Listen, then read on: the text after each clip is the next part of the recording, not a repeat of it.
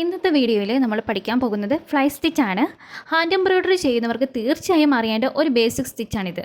പേര് കേൾക്കുമ്പോൾ തന്നെ കുറച്ച് വ്യത്യസ്തമായി തോന്നുമെങ്കിലും ഇത് ചെയ്യാൻ വളരെ എളുപ്പമാണ്. ഈ സ്റ്റിച്ചിന് ഫ്ലൈ സ്റ്റിച്ച് എന്ന പേര് വന്നത് ഇത് ചെയ്ത് കഴിഞ്ഞാൽ ചെറിയ ഒരു പറക്കുന്ന പക്ഷിയുടെ ചിറക് പോലെയോ അല്ലെങ്കിൽ ഇംഗ്ലീഷിലെ വൈ എന്ന അക്ഷരമില്ലേ അതുപോലെ കാണപ്പെടും. പൂക്കളും ഇലകളും പിന്നെ ചെറിയ ബ്രാഞ്ചുകളും പുല്ലുകളും ബോർഡറുകളും ഫില്ലിംഗ് ഡിസൈനുകളും ഇതൊക്കെ ചെയ്യാൻ ഈ സ്റ്റിച്ച് നമുക്ക് ഉപയോഗിക്കാം. ഒരൊറ്റ സ്റ്റിച്ച് കൊണ്ട് തന്നെ ഡിസൈന് നല്ലൊരു ടെക്സ്ചറും ഭംഗിയും കിട്ടും. ആദ്യം ഇതെങ്ങനെയാണ് ചെയ്യാമെന്ന് നോക്കാം. സ്റ്റാർട്ടിംഗ് പോയിന്റിൽ നിന്ന് കുറച്ച് മാറി സൂചി കുത്തിയെടുക്കുന്ന സമയത്ത് സൂചിയുടെ പിറകിലേക്ക് ഈ ത്രെഡ് ഇട്ട് കൊടുക്കണം. അപ്പോഴാണ് നമുക്ക് വി ഷേപ്പിൽ വരിക. അതിനായിട്ട് 2 പാരലൽ ലൈൻ വരച്ചു കൊടുത്തിട്ടുണ്ട്.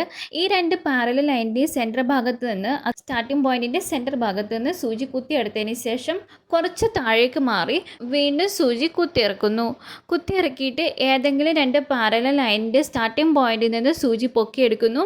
അവിടെ നിന്ന് നെക്സ്റ്റ് പാരലൽ ലൈനിൻ്റെ സ്റ്റാർട്ടിംഗ് പോയിന്റിലേക്ക് സൂചി താഴ്ത്തി ഇറക്കുന്ന സമയത്ത് ത്രെഡ് ഒരുപാട് വലിച്ചു കൊടുക്കരുത്.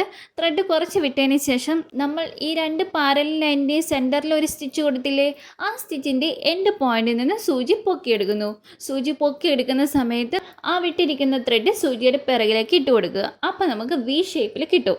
ഈ സെൻറ്റർ ഭാഗത്ത് നിന്ന് കുത്തിയെടുത്തിരിക്കുന്ന ഈ നീഡിൽ വീണ്ടും കുറച്ച് മാറി 2 പാരലൽ ലൈനിൻ്റെ സെൻറ്റർ ഭാഗത്തോടെ വീണ്ടും കുത്തിയിറക്കുന്നു. എന്നിട്ട് ഏതെങ്കിലും ഒരു പാരലൽ ലൈനിലൂടെ ഇതുപോലെ പൊക്കിയെടുത്തതിന് ശേഷം സെക്കൻഡ് പാരലൽ ലൈനിലൂടെ സൂചി താഴ്ത്തി ഇറക്കുന്നു. ത്രെഡ് മുഴുവനായിട്ട് വലിച്ചു കൊടുക്കാതെ ബാലൻസ് വിടുന്നു.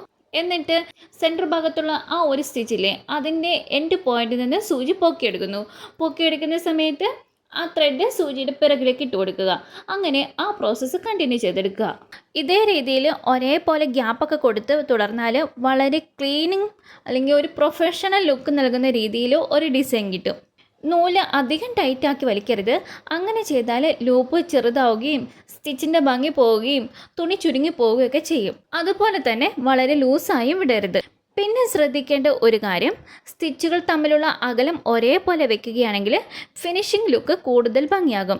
തുടക്കത്തിൽ ചെറിയ ലൈൻ മാർക്കൊക്കെ ചെയ്ത് പ്രാക്ടീസ് ചെയ്ത് വളരെ എളുപ്പത്തിൽ പഠിക്കാം. ഈ സ്റ്റിച്ചിൻ്റെ ഏറ്റവും വലിയ പ്രത്യേകത എന്താണെന്നറിയോ? ഒരേ ഫ്ലൈ സ്റ്റിച്ച് തന്നെ പല രീതിയിൽ ഉപയോഗിക്കാം. തുടർച്ചയായി ചെയ്താൽ മനോഹരമായ ഒരു ബോർഡർ ഉണ്ടാക്കാം. തല കീഴായി ചെയ്താൽ വേറൊരു ലുക്ക് കിട്ടും.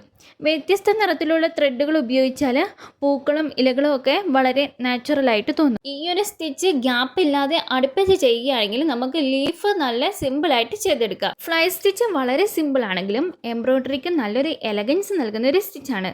ചെറിയ ഡിസൈൻ ആയാലും വലിയ ഡിസൈൻ ആയാലും ഈ ഒരു സ്റ്റിച്ച് ചേർത്താൽ വർക്ക് കൂടുതൽ മനോഹരമാകും. അപ്പോൾ ഈ ഒരു വീഡിയോ നിങ്ങൾക്ക് ഉപകാരപ്പെട്ടുവെങ്കിൽ ലൈക്ക് ചെയ്യാനും എംബ്രോയ്ഡറി ഇഷ്ടമുള്ള നിങ്ങളുടെ ഫ്രണ്ട്സിനും ഫാമിലിക്കും ഷെയർ ചെയ്യാനും മറക്കല്ലേ.